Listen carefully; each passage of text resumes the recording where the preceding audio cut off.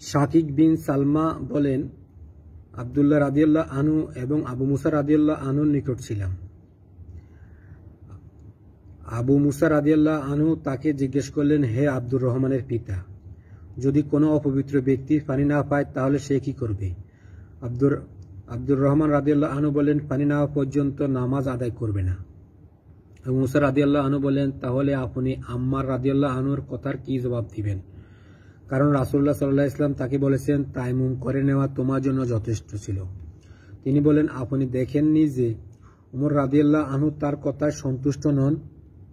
আবু মুসা রাদিয়াল্লাহু আনহু বললেন, আম্মার রাদিয়াল্লাহু আনহু এর কথা ছেড়ে দিলাম, আপনি তায়াম্মুমের আয়াতকে কি জবাব দিবেন? এই প্রশ্নে আব্দুল্লাহ রাদিয়াল্লাহু আনহু কি জবাব দিবেন ঠিক করতে পারলেন না। তবে তিনি বললেন, যদি আমরা তাদেরকে তায়াম্মুম করার অনুমতি দিই তবে পানি একটু ঠান্ডা হলেই তারা ওযু না করে তায়াম্মুম করতে শুরু করবে।